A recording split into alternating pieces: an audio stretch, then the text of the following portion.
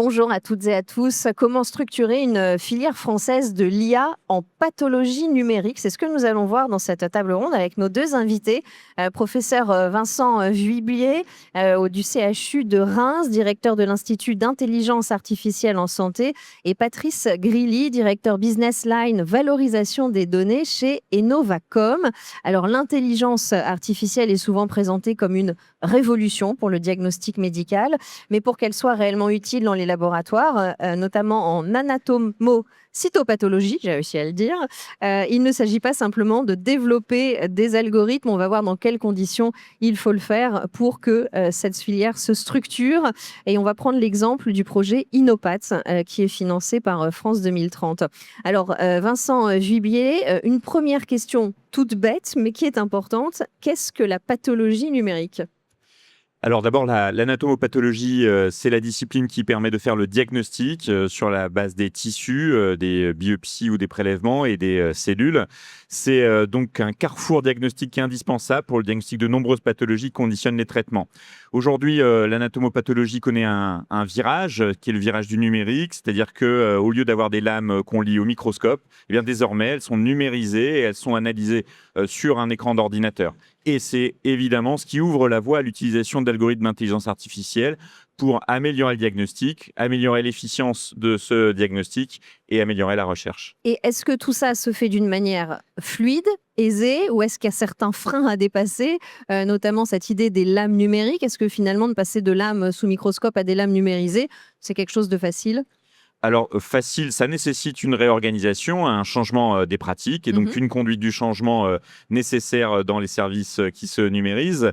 Néanmoins, il y a une acceptation forte parce qu'il y a une amélioration de la qualité diagnostique au travers de cette numérisation et puis qui ouvre un grand nombre de portes, notamment en termes de recherche et particulièrement concernant l'intelligence artificielle. C'est quelque chose à venir ou c'est quelque chose qui se fait déjà?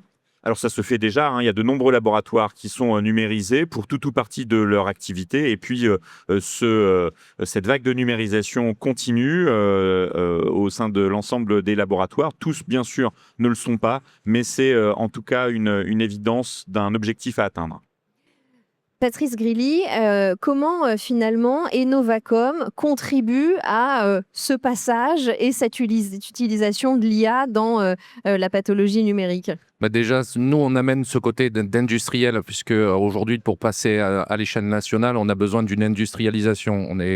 On ne doit pas arriver dans des silos, dans du spécifique directement pour un déploiement à l'échelle. Donc, en gros, on amène cette gouvernance au niveau de la structuration de ce consortium directement et d'amener notre culture d'industriel directement pour s'assurer que finalement, il y a un déploiement de masse qui puisse opérer puisqu'on est sur un projet national et derrière de pouvoir supporter finalement l'ensemble de cet écosystème afin de garantir derrière une continuité de service et surtout l'exploitation de ces données qui est un enjeu fondamental. Bien sûr. Alors, le projet dont vous parlez, c'est le projet Innopath.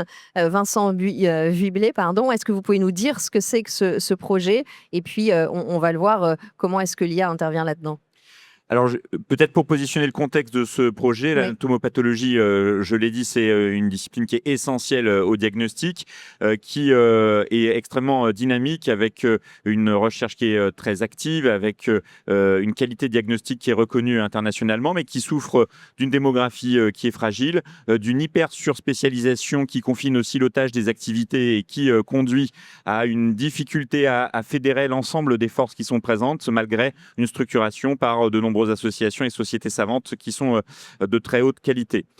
Et en fait, eh bien, cette communauté a besoin d'outils, a besoin d'un support pour pouvoir fédérer l'ensemble de l'activité de recherche et particulièrement concernant le développement de l'intelligence artificielle pour permettre d'obtenir une IA souveraine qui soit adaptée à l'usage des laboratoires de pathologie français et qui soit accessible à ces laboratoires.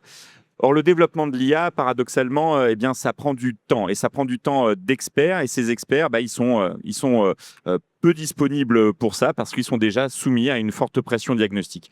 Et Innopath, c'est donc un projet qui est conçu non pas pour développer de l'IA, mais pour accélérer le développement de l'intelligence artificielle en pathologie, pour aussi accélérer la recherche et en produisant quoi ? En produisant des outils numériques innovants et en fédérant une communauté grâce à la mise à disposition de ces outils dont on pourra reparler. Peut-être un mot sur l'importance, ça paraît essentiel quand on vous entend en parler, de fédérer la communauté. Pourquoi est-ce qu'il est important que les différents acteurs de cette filière travaillent ensemble ? Eh bien, c'est vrai dans tout le secteur de la santé, mais c'est particulièrement vrai en atomopathologie. La recherche, elle ne se fait que collectivement.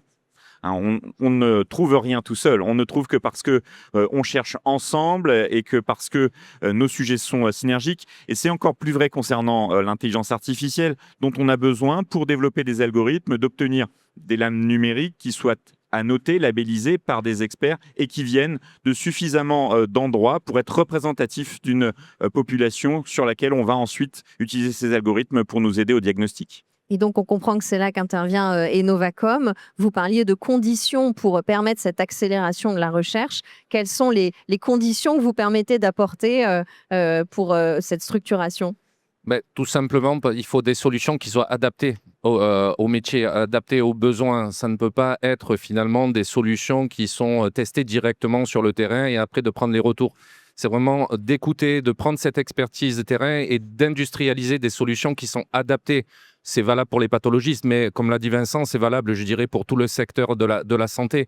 Et donc, c'est d'industrialiser des solutions pour que finalement, derrière, les pathologistes puissent s'axer uniquement sur le besoin métier et nous, n'apporter cette industrialisation, cette sécurité, cette gouvernance des données, puisque ça reste de la donnée médicale, pour qu'eux axent réellement leur métier sur réellement la numérisation, sur directement la détection au niveau de la partie imagerie, pour entraîner ensuite des modèles et réellement amener leur expertise métier en les dégageant finalement de toute cette industrialisation et toute cette technicité qui n'ont pas toujours l'expertise nécessaire pour pouvoir la maîtriser. Finalement, vous êtes l'acteur de l'ombre qui permet que tout se passe bien. Exactement. C'est tout à fait ça. Et comment est-ce que vous avez employé plusieurs mots qui sont importants. Vous avez parlé de gouvernance, vous avez parlé de souveraineté. Comment est-ce que là aussi, vous arrivez à structurer ces modèles et à apporter, on le comprend, non pas des solutions qui sont spécifiques, mais une solution qui est globale en fait, c'est ça? Exactement. Donc on est un consortium aujourd'hui sur lequel il y a plusieurs industriels. Donc il y a Zenidoc, il y a Syngfab aujourd'hui. Donc ce sont des solutions qui ont déjà fait leurs preuves sur le terrain. Mais pour éviter les silos et réellement avoir des spécificités sur chaque établissement, il y a besoin de cette culture d'industrialisation directement, de déployer à une échelle de masse directement, toujours de la même façon, ce qui va diminuer les temps d'intervention finalement des ingénieurs qui vont intervenir. Au niveau du support, puisque derrière il y a une maintenance, il va y avoir une évolution, puisque ça va être une amélioration continue. Et au niveau, bien entendu, de la souveraineté, Enovacom est rattaché à Orange, qui va apporter en gros son infrastructure HDS directement que Enovacom porte, Hébergeur de données de santé. hébergeur de données de Oui. santé. Et donc de garantir finalement que ces données soient dans un environnement qui soit totalement sécurisé pour pouvoir entraîner sereinement finalement cette intelligence artificielle. Et cet ensemble va assurer une souveraineté nationale. Vous vouliez réagir? Oui, si je peux compléter ce que Bien dit sûr. Patrice, ce désilotage et cette vision holistique en fait du sujet, elle est aussi garantie à l'élaboration d'un cahier des charges dans le cadre du projet, qui est permis grâce à l'implication d'académiques et en particulier d'une société savante, la FACAP, qui a un retentissement national, et puis grâce à la sollicitation et à la mobilisation de l'ensemble de la communauté pour avoir une vision systémique et pas une vision verticale d'un projet qui pourrait s'imposer et s'ajouter à d'autres dispositifs qui sont déjà existants. L'objectif, c'est vraiment d'avoir un outil qui s'intègre aux pratiques, qui s'intègre à la globalité des problématiques de pathologie qui sont pour certaines très bien définies, comme ce dont on a parlé sur le développement de l'IA. Et comment est-ce que finalement s'articule votre travail, votre avancée sur ce projet Innopat, l'un et l'autre? Comment est-ce que vous faites pour avancer ensemble dans ce consortium? Eh bien, c'est en justement partageant les problématiques et les réponses que l'on peut chacun apporter à ces problématiques. Les problématiques du terrain et des problématiques médicales, eh bien, elles sont remontées par les experts métiers, en particulier par la FACAP, qui est allée interroger un grand nombre de laboratoires de pathologie pour identifier quels étaient les besoins et répondre au mieux à ces besoins. Et puis ensuite, c'est bien en échangeant avec Enovacom, mais aussi avec l'ensemble des industriels, Zenidoc et Syngfab, ThinkFab, de déterminer quelles réponses on pouvait apporter et quelles étaient les meilleures réponses qu'on pouvait apporter. Et donc, certaines sont apportées dans le développement d'outils de labellisation semi-automatisés par l'Institut d'intelligence artificielle en santé. Sur le sujet de la reconnaissance vocale, eh bien, c'est Zenidoc. Sur le sujet des comptes rendus structurés qui sont parfaitement standardisés, eh bien, c'est ThinkFab. Et puis, sur le sujet de l'interopérabilité du portail de recherche, c'est Innovacom. Donc là, du coup, on a bien compris les différentes réponses que pouvait apporter cette solution. Et est-ce que c'est facile finalement de parler le même langage, hein, parce que vous venez de deux milieux et de deux sphères différentes entre le médical et l'industrie? Je dirais que c'est même essentiel. C'est même essentiel. Aujourd'hui, un industriel seul ne peut pas, on va dire, avoir cette culture académique, métier directement.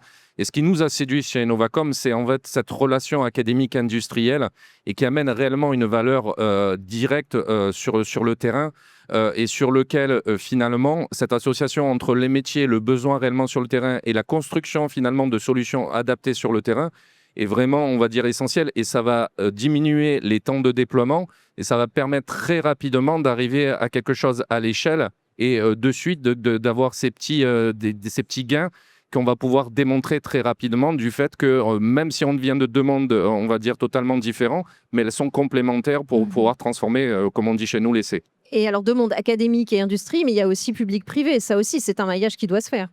Exactement. Je dirais que l'ensemble de cette communauté, qui soit publique, privée, aujourd'hui, on doit répondre finalement à un enjeu national directement. On doit répondre à une souffrance finalement des pathologistes là-dessus et d'amener cette expertise et de répondre dans l'ensemble de ce monde et tout en gardant, on va dire, une vision européenne, puisque finalement, ce qui se passe en France, on le voit en Europe, ça permet réellement de répondre à l'échelle et de mettre à disposition finalement des solutions adaptées à tous. Et si je peux compléter sur effectivement eh bien l'aspect public et privé, en fait, les problématiques de souveraineté des dispositifs médicaux, en particulier l'intelligence artificielle, de disponibilité, de soutenabilité économique et de réponse aux besoins qui sont exprimés, eh bien, elles sont assez communes entre les secteurs. Et c'est un enjeu que nous avons au sein de la communauté d'entomopathologie, mais aussi au niveau national. C'est un enjeu pour pouvoir développer les filières de l'intelligence artificielle, restaurer une attractivité et avoir un leadership européen sur ces filières de développement de l'intelligence artificielle, parce que ces entreprises qui développent de l'intelligence artificielle, eh bien, elles viendront là où les données sont disponibles, là où on a des experts qui sont en capacité d'annoter des lames de manière précise. Et donc, c'est aussi au-delà de l'enjeu diagnostic, de l'enjeu de l'usage médical, c'est aussi un enjeu socio-économique pour notre pays. C'est ce que j'allais vous demander, en fait. Cette structuration d'une filière, on a pris l'exemple de la pathologie numérique, mais elle peut être réplicable et elle doit être réplicable dans les autres filières, c'est ce que j'entends. Absolument, absolument. Et donc, on pourrait imaginer d'étendre ces problématiques à l'ensemble de l'imagerie sans se restreindre à la pathologie. Et c'est quelque chose d'ailleurs qui n'est pas exclu. Et puis sur le sujet des données de santé au sens large, c'est une vraie problématique, l'accès aux données. Et c'est d'ailleurs un autre projet que nous avons, pas avec Innovacom cette fois-ci, mais avec la communauté de l'ensemble des 33 CHU, qui est le projet FEDATA et pour lequel on espère aussi un soutien de France 2030 et de la BPI. Vous parliez de temps de déploiement pour passer à l'échelle et des réponses à apporter. Est-ce que ces réponses, finalement, elles sont déjà là? Est-ce que ce déploiement est en cours? On est dans dans quelle partie, dans quel timing de ce projet Innopath? Alors là, on est au tout début du projet. On a su qu'on avait la chance d'être financé il y a quelques semaines. Donc aujourd'hui, ce qui est essentiel, c'est de construire le réseau de la communauté autour de ce projet et de pouvoir identifier les forces en présence qui veulent contribuer à l'élaborer de manière opérationnelle. On a bien entendu déjà bien avancé ces travaux dans le cadre de la construction de ce projet. On a pu, notamment grâce au travail considérable de la FACAP, identifier l'ensemble des laboratoires qui étaient intéressés pour y contribuer. Maintenant, il faut passer de cette manifestation d'intérêt à l'opérationnel et on en est là. Et donc, on a donné rendez-vous à l'ensemble de la communauté au mois de septembre pour une grande messe de lancement d'Innopath qui va justement nous permettre de lancer ces travaux opérationnels. Pour terminer, vous vouliez réagir? Non, pour terminer, puisqu'on arrive dans les dernières minutes de cette table ronde, si finalement on devait poser un mot de la fin sur cette structuration d'une filière française de l'IA en pathologie numérique, si on devait poser quelques conditions, quelques mots, oui, pour voir comment est-ce qu'elle peut se développer à l'échelle française et peut-être européenne aussi? Je crois que la première condition, hein, c'est le travail collectif, c'est la mutualisation des forces dans un objectif commun, hein, qui est l'amélioration du diagnostic pour nos patients. Et puis, c'est aussi de permettre de disposer d'outils qui sont au service de l'ensemble de ce collectif. Et je ne peux qu'approuver ce qui vient d'être dit, hein. Aujourd'hui, éviter les silos. Le fait de faire des initiatives, finalement, soit dans une ville, soit dans une région, on voit que ça ne marche pas toujours. Et je trouve que c'est dommage aujourd'hui de ne pas partager cette richesse, cette culture directement pour répondre à un enjeu national. Et finalement, on a une intelligence formidable en France. Et c'est vraiment de partager en gros tout ce savoir-faire en alliant une communauté et finalement qui réfléchissent ensemble pour apporter des solutions. Et c'est ça vraiment l'essentiel à la réussite de ce projet. Et ce partage peut se faire aussi au niveau européen, vous pensez? Oui, c'est tout à fait possible. Et je pense que le fait d'amener des initiatives, de démontrer en gros que c'est possible, peut finalement donner des idées, réellement entraîner finalement tout ce qui peut se passer en Europe. Donc moi, j'y crois beaucoup. Et peut-être juste sur ce mot de la fin européen qui me semble évidemment extrêmement important. D'ailleurs, plusieurs pays ont manifesté leur intérêt pour l'initiative Innopat. Et c'est vraiment notre ambition, hein, que la France, la communauté de pathologie, et notamment grâce à Innopat, puisse avoir un leadership européen et puisse finalement faire génération sur l'ensemble de notre territoire européen. Merci à tous les deux pour votre participation Merci à à vous. cette table ronde Merci. sur la structuration de la filière française et européenne en pathologie numérique. Merci.